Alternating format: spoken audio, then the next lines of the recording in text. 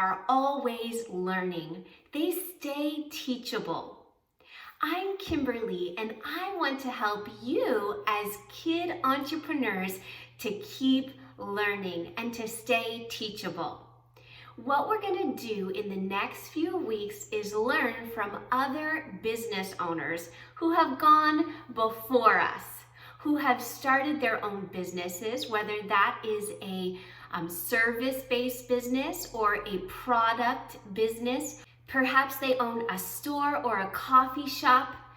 We are going to interview these business owners and learn from their experiences, what they like or don't like about having a business, what they learned, what challenges they faced, and what they would do again if they were to start a business over. We are going to hear it all in the upcoming interviews. I hope that you will enjoy this first interview where Karis and Jonathan have a conversation with Maria Gossard, the owner of Think Printing and Maria Gossard Designs. Think Printing is a print shop where Maria creates and prints anything on paper. You will hear how Maria purchased an already established print shop, Think Printing. And then you will also hear the story of how she grew that into Maria Gossard Designs. Be sure, after watching this interview, you share in the comments below what you learned from Maria. Enjoy!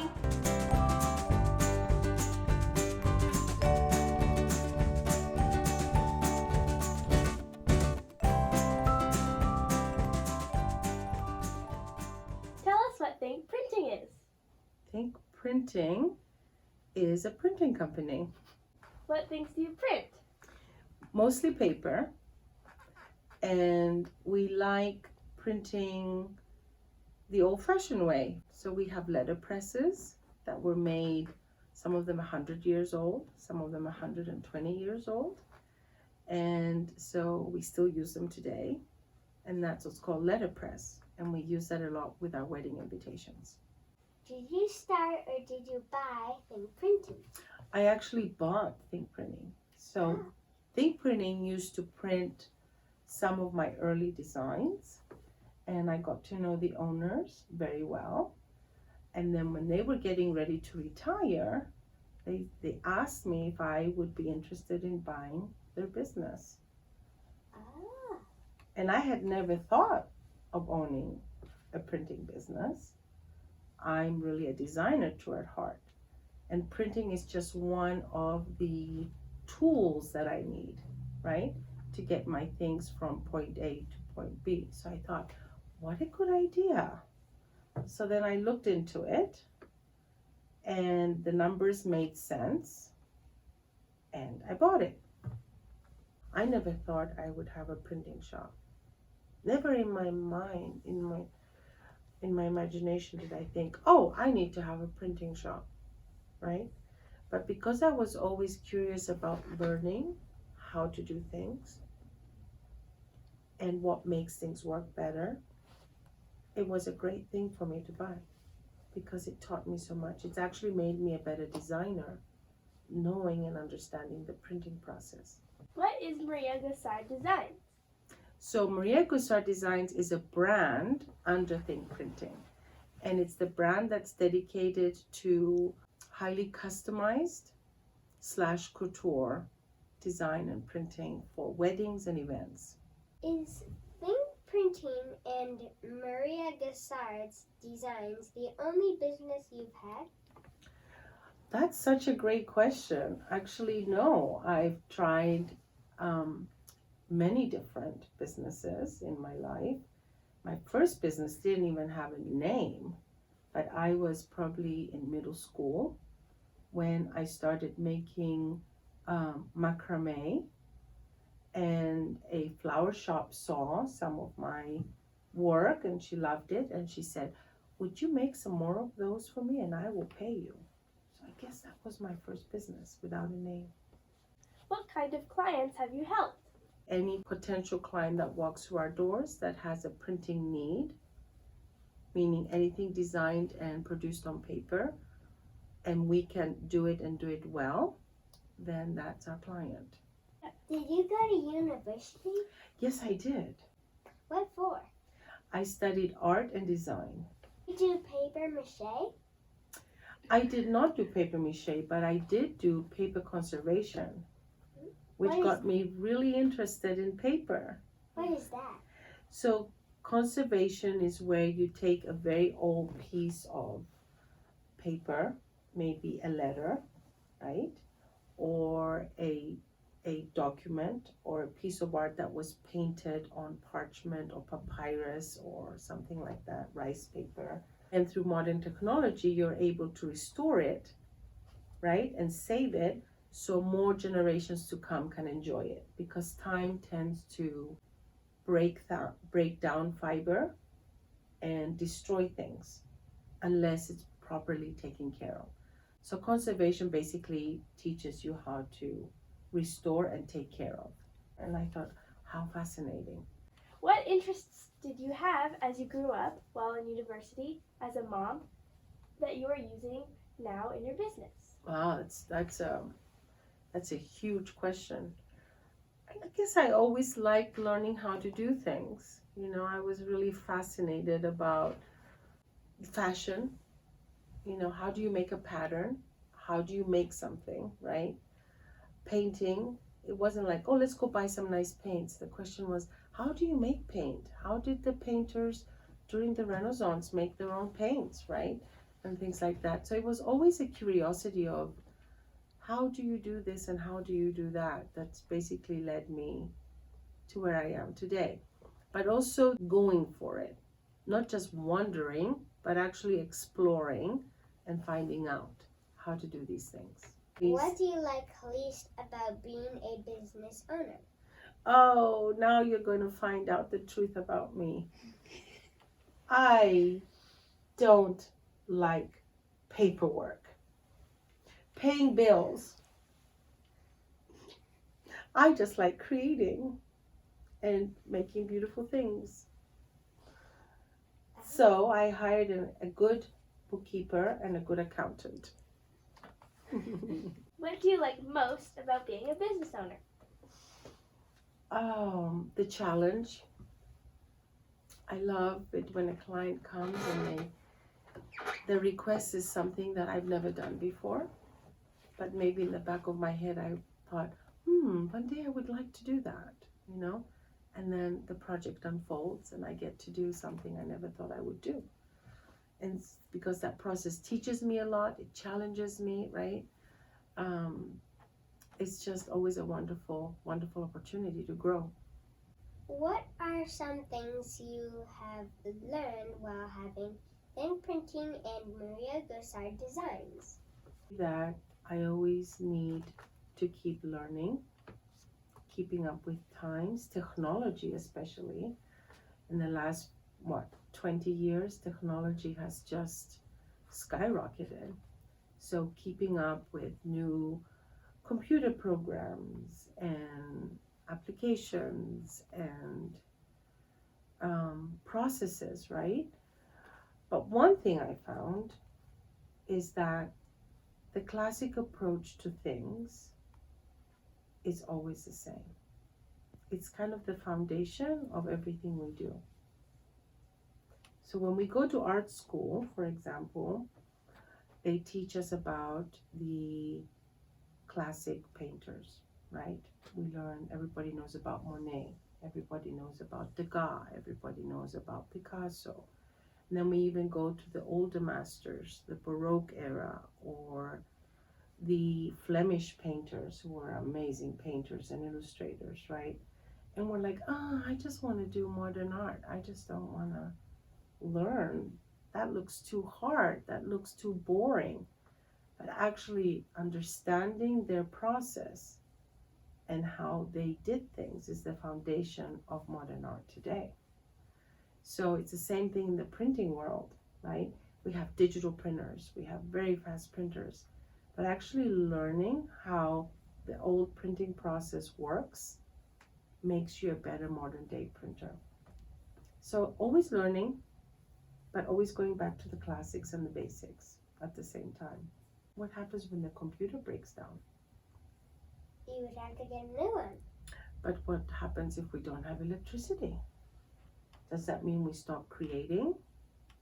No. No, if we have the classics, right, and if we know how to use a paintbrush, we can create it without the computer, right? So that's the importance of doing the classics and knowing how to still draw and still do calligraphy and still write, right? I mean, technology is great, but sometimes technology doesn't work, right? There you go. How do you understand what the client wants to create and print for them? One thing we need to develop, which is a good skill to have, is become good listeners and learning how to ask the right questions.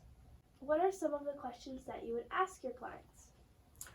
Well, again, depends on the project that they're coming to us, right?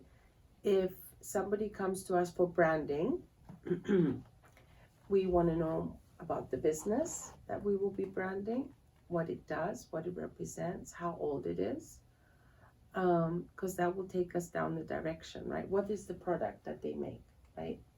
So for example, a business card for a lawyer looks very different than a business card for an entrepreneur that makes chocolates, right? So again, we get to ask and direct our questions depending on what it is that we're going to do.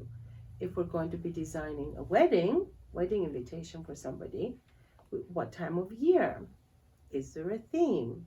Is there a color scheme, right? Does the bride and groom, do they have favorite fonts that they would like us to use? Where is the wedding going to take place? Is it in a church or is it at a venue? Because then the wording is completely different when we get married in the house of God than when we get married in a venue. So we have, through the years, working on different projects, developed a list of questions that we ask when we sit down and meet with a client. How have you, through your business, had greater impact than just meeting, printing and wedding packages, needs, and making money?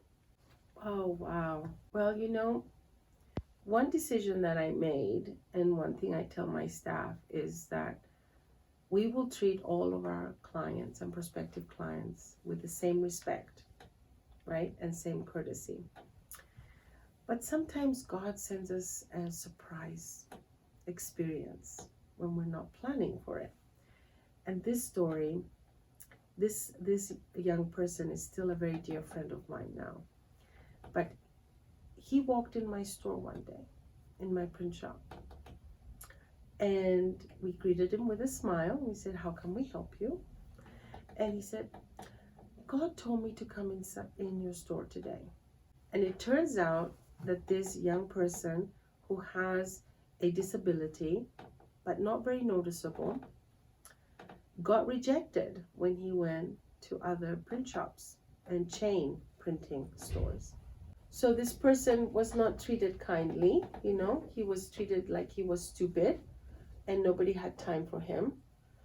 And it broke our heart when we heard this. So he said, "Well, how can we help you?" So he just wanted some copies made of a newsletter that they were going to give out to a lot of people in a certain area in our city, and it was related to a church. So when he was rejected at these other places, he prayed and he said, "Father, we need to have copies of this newsletter, and but I don't know where to go. So would you show me if there's a print shop around this area where I should go, where they will help me?"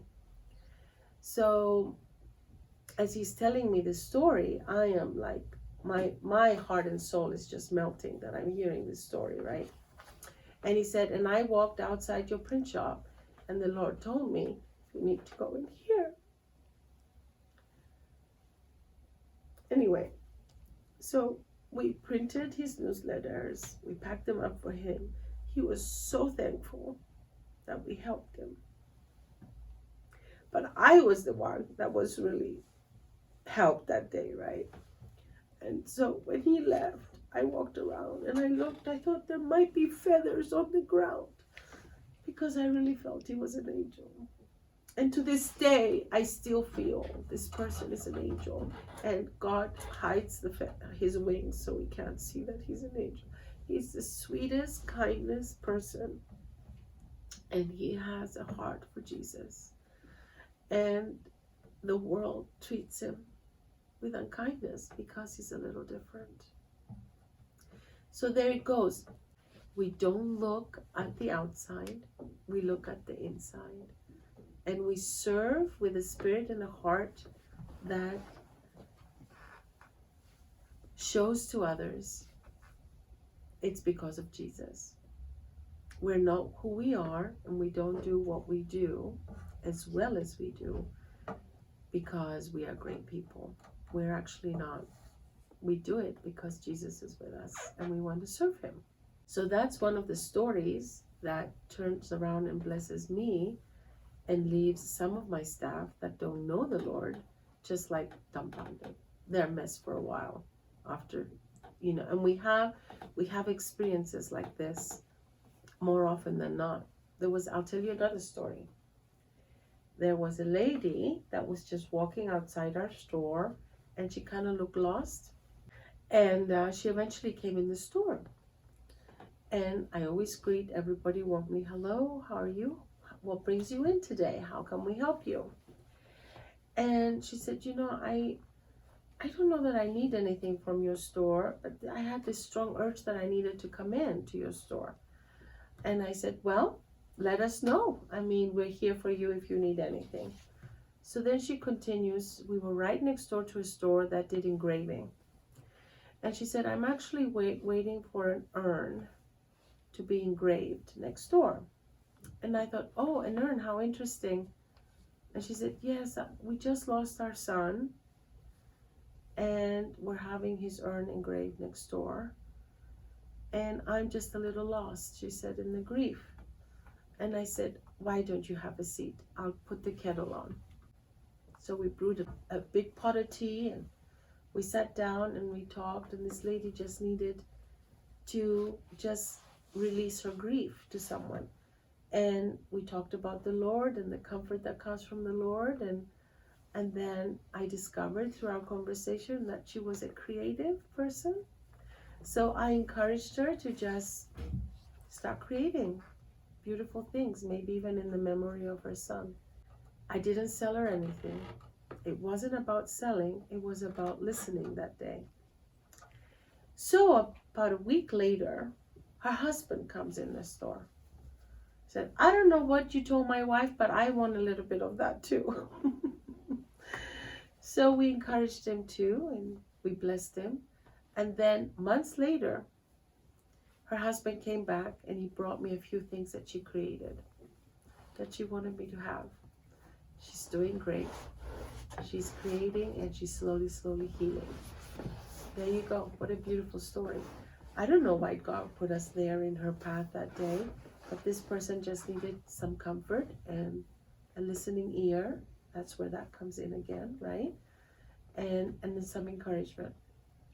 So it's not what we sell, right?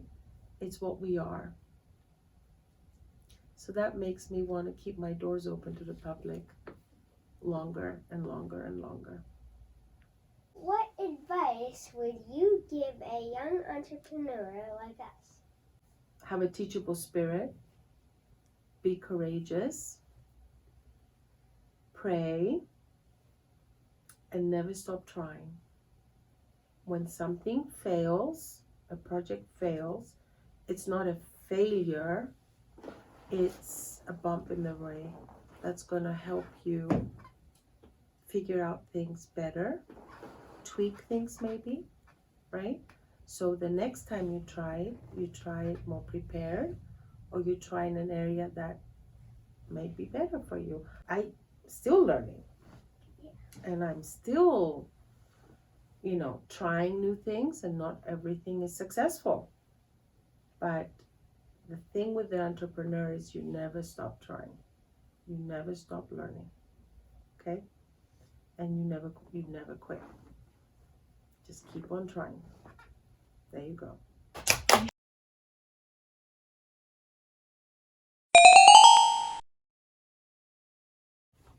Did you know that all paper doesn't come from trees? Mm-hmm. Does Yeah. it come from bamboo? Yes, people are working with bamboo fiber now more than ever before. You can even buy fabric made from bamboo, which is very exciting, right? So there are, and bamboo is wonderful because it grows so fast. Trees, on the other hand, don't grow very fast, right? So we're finding ways to use other materials so we can save the trees. I did not know that paper had such an ancient history and has been with us for not hundreds of years, but thousands of years. Cool. Yeah, very cool.